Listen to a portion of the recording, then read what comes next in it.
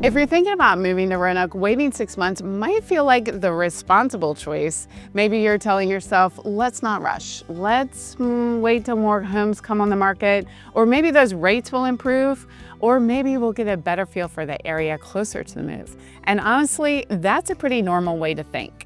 Absolutely, it's a very normal thought, but it's also one that can quietly trip you up, especially if the kind of home you want isn't something that pops up every single week here. And that is exactly what we want to unpack today. Waiting can be smart for some buyers, it really can. But for others, waiting doesn't actually open up more options. It just means the one home that would have worked slips away while you're just sitting on the sidelines watching. And that's especially true if you're after a specific combination of wants and needs, like a certain price point, fewer stairs, a manageable yard, a home that won't demand maintenance every weekend for the next couple of years. Oh yeah, by the end of this video, we'll share a simple Roanoke timing matrix. It's not a crystal ball. It's not a buy now, no matter what, and it's not a wait forever. It's just a way for you to figure out if you should start now, watch first, rent first, or just wait. Because waiting and waiting with a plan, they're two very different things. You know, you're exactly right. Those are different things. So if you're trying to decide whether to buy before your move, rent first, or hold off for a better market, let's talk through how that actually plays out here in Roanoke. Hey, real quick, it's Hal and Chris. If you're interested in buying or selling in Roanoke, reach out to us with the contact information on the screen. And be sure to take the neighborhood quiz, which is in the description below, to find out what part of Roanoke is going to be best for you. Before we dive into timing, let's be really clear. I want to point this out. We're not here to pressure anyone into buying before you're ready. Hey, if you need more time, take it. If your current home hasn't sold, maybe your job timing is up in the air, or you want to visit Roanoke again, maybe your budget isn't quite there. Those are all super valid reasons to just pause. And that means sometimes the best move really is to just wait. There are buyers who shouldn't be making offers yet, and that's okay. Not chasing can be a smart strategy. But what we notice with relocation buyers is that waiting often means something different in their head than it does in the Roanoke market. They might tell us, we're gonna wait until there are more homes, but what they really mean is we're hoping for more of the exact kind of home that we want. And then those are not the same thing. There can be more listings overall and still not more of the homes that truly fit your needs. And that's the crux of the challenge here. Yeah, so why don't we start with that? Because I think that's where a lot of buyers get caught off guard. When you're searching from out of town, Roanoke can look like one big market. You pull up a search, you see a number of homes and you think, looks like there's plenty of opportunities. But then once you layer on those real life needs, the list shrinks pretty fast. Maybe you want a main level bedroom, a lot of people want that, or minimum steps from the driveway, acreage for animals, a garage might be a must-have. Maybe you need to time your daily drives to work or airport or the hobbies. A few of those are fine, but when you layer more and more, that Roanoke has inventory becomes, there's only 3 houses that might work. And sometimes it's even fewer than 3, because that's the part people don't see just from the big number on the search. The total listings don't tell you how many homes really match the life that you want to build here. Yeah. So if you're flexible on most things, waiting might give you more options. But if you need a very particular type of home, waiting might just reshuffle the same limited supply. That's a good way to put it. Just reshuffles the shortage. And it matters because relocation buyers aren't just buying a house, you're gonna be solving a life transition. Maybe you're moving closer to an adult kid, you're leaving a bigger city for a quieter pace, or you're working remotely and need office space. And I feel like those aren't very vague preferences, they're like real must-haves. So when those requirements stack up, the market narrows. Say you want to stay under a certain budget, avoid a big fixer-upper, have a main level primary bedroom, not be far from places, you need that garage, waiting for more homes might not help you much because your real inventory is a smaller slice of the overall market here. And that's where you can regret, you can have those feelings of regret, not because you waited, but because you didn't realize how narrow your options really were. Right, and if you're shopping for something common, having patience can definitely work. But if you're after something rare, patience is gonna need a strategy. Like my mid-century modern, that unicorn. So the first question isn't, will there be more homes later? It's how often does this kind of home actually show up? Exactly. And that's why 2 buyers in Roanoke can have totally different timing plans. One can wait comfortably, Another needs to be ready the moment the right home hits the market. You got to strike while the iron is hot. Yes, yeah. So, and that leads perfectly to the next piece, because even if the right home does come up, the time of year can change how the search feels. Roanoke, like I feel like so many other places, has a rhythm. There are times when more sellers list and times when things slow down. If you're moving from out of state, that rhythm can affect your search, but here's where it gets tricky. More homes on the market doesn't always mean an easier search. It can mean more choices, I don't like that, but also mean more buyers competing. We're seeing that now at time of filming with those multiple offers on house after house, and that wasn't the case in February or March. That's right. Spring and early summer usually bring more listings and more competition. Late fall and winter might have fewer homes, but the buyers still active tend to be those that are super serious, and sellers on the market have a strong reason to move. So each season has its trade-offs. Yeah. If you're watching from afar, it's tempting to say, we'll wait till the spring. That's when everything comes out. And maybe that's smart, but it really depends on what you want and how flexible your timeline is.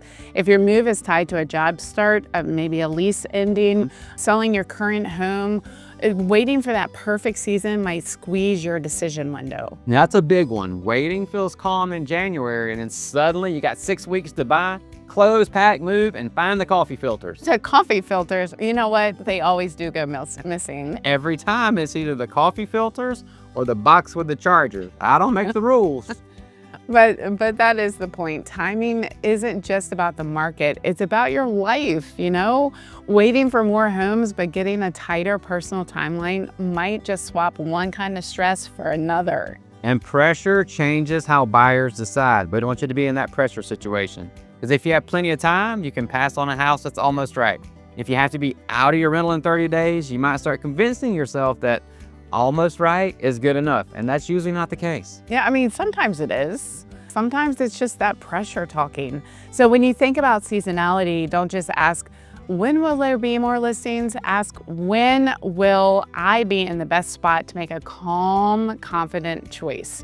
Because that might be sooner than you think, or it might mean renting first, which we'll get to in a minute. Now, before that, we have to talk about the thing everyone's thinking about, but nobody wants to build their whole plan around. I know. What? Interest rates. Yep, the part of the video where half the internet turns into economists. Yeah, we totally get that. We get why buyers want to wait for better rates. You know, a lower rate can make a big difference in monthly payments. For some, it's the difference between comfortable and stretched. So no, we're not saying rates don't matter. They absolutely do. You know, payment matters, cash flow matters, comfort matters. If the numbers don't work, they just don't work. But here's the catch. Some buyers wait for a better rate, then find the homes that they want aren't sitting there waiting with the better rate. Yeah, that is the tough part. You're not just buying an interest rate, you're buying a home, a location, a maintenance level, a layout, and your daily routine. The payment has to make sense, but the home has to work too. And if a small rate drop means a better payment, but the homes available then are worse fits, that might not be a win for you. It could be, but it might not. And that's the trade-off you have to weigh when you're looking at interest rates. We like buyers to think in ranges instead of exact numbers. Instead of, you know, we'll wait until rates hit this number, try asking, at our current comfortable payment, what are homes that are realistic? And if rates improve, what does that open up?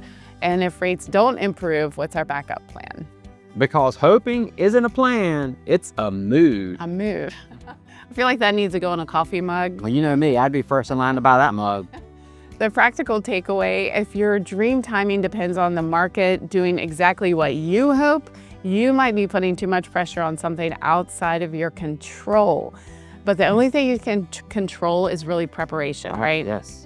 Know your comfortable payment, know your must-haves, know what your trade-off you're willing to make. Decide if you'd rather pay a bit more for a better fit or wait for a better rate and risk fewer options. And talk to a lender early, not because you're buying tomorrow, but so you don't build your plan around a number that is not real. Yeah, that's especially important for relocation buyers. Roanoke prices might look easier compared to bigger markets, but the monthly payment still has to work for your real life. And if you're selling a home elsewhere first, your timing depends on your equity, your closing timeline, and how flexible you can be. That's why blanket advice, that general advice that you see a lot, it just doesn't work. Wait for rates might be smart for one buyer and totally costly for another, whereas buy now might be right for one and rush for another. Right answer depends on how narrow your search is and how much timing pressure you might have. Yeah, and for some buyers, the answer isn't just buy now or wait, it's rent first. And that can be a great option, but it's not always as simple as it sounds. Renting first can be a really smart move for some Roanoke relocation buyers. Like if you don't know the area well yet, if you're still figuring out your daily rhythm, if your current home sale is complicated, or you just don't want to make a big purchase sight unseen, renting can give you a little bit of that breathing room. And we totally respect that. Some buyers sleep better knowing that they'll live here for a while before buying. Renting first also helps if your search is really broad. If you're unsure where you want to be because of convenience, if you want more land, less maintenance, need a newer home, an older home, more space or less space, buying right away can be a risky proposition for you.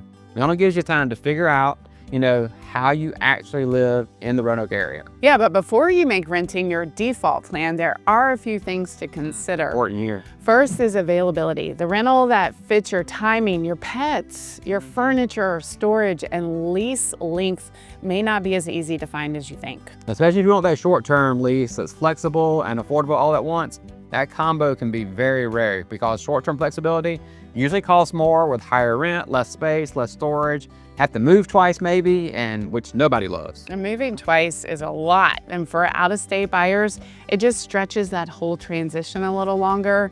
I mean, you pack once, you unpack some, you store some, you house hunt, you pack again, and then you move again. For some, it's worth it for confidence. Others, it just drains all that energy.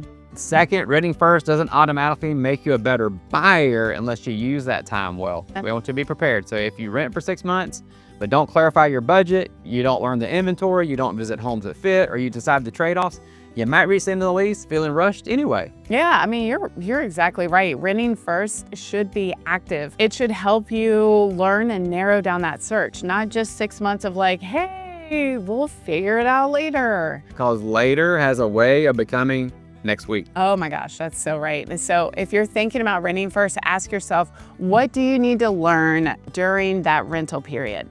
Is it like commute patterns, how much outdoor space you need, whether you prefer being near restaurants or maybe out a little further? If that older house feels great and charming, or like a list of projects. Those are all valuable things to consider. I'm glad we rented our house first, another house in Roanoke City while we were trying to decide where we were landing. And we definitely used that as a planning opportunity, didn't we? Yeah, we did. We were strategic on that front for sure. I don't know if I really liked moving twice. No. But it was the smart move and worked out very, very well. While you're in that rental phase, you're also going to want to ask what would make you act as far as take action on a house during the rental. Yeah. Now, if the right house was to come up 3 months into a 12-month lease, could you move? Would you break the lease? Would the cost make sense? And would you be emotionally ready to make that happen? Not fun questions, but they are super important. Yeah, and if the answer is no, we wouldn't buy until the lease is up, that's fine. Just know you might watch a few good options pass by while you wait. Yeah, which is okay if you're waiting intentionally. Yeah, exactly, intentionally. That brings us to the buyers who really should wait, because yes, there are times when waiting is the best move. Let's talk about the buyers who should wait, because this is not a rush to buy video. If your budget isn't stable, wait. If you're unsure Roanoke is the right move, wait. If you still need to visit and get a feel for the area, wait. If your current home sale is uncertain and you'd be stretched without that clarity, just wait. And if buying now would mean every part of the decision feels stressful, just wait. Yep, I totally agree. And also, if you're not willing to make a competitive offer on the kind of home that you want, you might need to wait until you understand the market better. That doesn't mean you'd be overpaying because you made that offer. It means if the right home appears, you plan to move slowly, offer weak terms, and hope nobody else notices. That might not work for those harder to find homes, and we've seen this happen time and time again. Yeah, especially if that home ticks off all those tougher boxes. And this isn't panic, it's just honesty. If you're still learning, say so. If you're not ready to decide, let us know that. There's no shame in that. Now, there's a big difference between we're not ready yet and we're ready, but pretending we have unlimited time. Because we'd rather help you slow down on purpose than watch you miss something important because no one explained the timing side. So if you should wait, wait, but give that wait a purpose. Use the time to get really clear on payment, neighborhoods, home types, maintenance and comfort, visit timing, and what the right home really means for you. And if you're unsure whether you're in the wait group or the get ready group, that's where the timing matrix is going to come in. Yeah, hey, but before we walk through that, this is a good spot to invite you to reach out. If you're planning to move to Roanoke and trying to decide whether you want to buy before you move, rent first, or wait a few months, send us your move timeline, budget range, the kind of home you're looking for. Doesn't have to be perfect, but just send us what you think you need. And if you know your non-negotiables, that's key. Include those as well, like fewer steps, the garage, the guest space, any updates that are a must-have, commute preferences, or anything that's really going to affect your daily life here in the Roanoke Valley. Yeah, we can help you see whether that kind of home comes up often enough to wait comfortably, or if you need to start watching earlier and be ready when the right fit appears. And believe it or not, sometimes the answer is you have time, and sometimes it's you have time, but not as much as you think. Yeah, and it's easy. You can call us, text us, email us, or use the contact information below. And there's no pressure. We like helping people think through their move before, during, and when they're ready to decide. That's what we do every day. All right, now let's keep it simple here. Here's the Roanoke timing matrix we would use if we were sitting down with you right now, helping you decide whether to start now, watch and be ready, rent first, or wait. All right, first up, start now. But that does not mean buy tomorrow, right? It means begin the real prep now. You're probably here if your move is within maybe 6 to 9 months. Your budget is realistic, your home needs are somewhat specific, and you'd be really disappointed if the right option came along and you weren't ready. And start now means talk to a lender, understand your monthly number, watch the right slice of inventory, know what you do at the right home hits the market tomorrow. It doesn't mean throwing offers at every house with a roof and a mailbox though. Please don't do that. Well, I do like roofs and mailboxes. I guess. So the second category, watch and be ready. This is for buyers not quite ready to move, but whose home needs are specific enough that they can't ignore the market. Maybe your move is maybe 9 to 12 months out. You're prepping your current home to sell. Maybe you can't fly in for every listing, but want to know if something unusually good appears. So this is where those listing alerts, conversations, and the preparation really do matter. You're not full on buying yet, but you're not asleep either. You're learning how often your kind of home appears, how fast it sells, and what compromises keep coming up when you're looking at those houses. Now the third option is rent first. This lane fits if your biggest question isn't the house itself, but how you want to live. If you're deciding between very different daily rhythms or haven't spent enough time in Roanoke to feel confident, renting gives you the room to learn. Just make sure renting first has a plan attached to it. Know your lease terms, your storage, your pet needs, moving costs, what would make you buy during the rental if the right thing popped up. Otherwise, renting can become an expensive waiting room.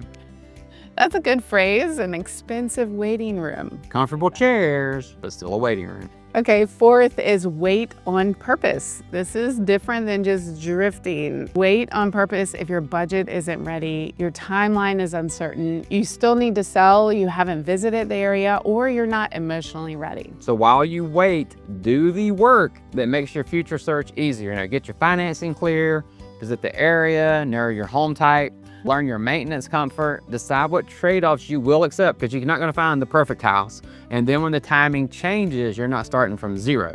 Yeah, so the real question isn't, should everyone buy now? No way.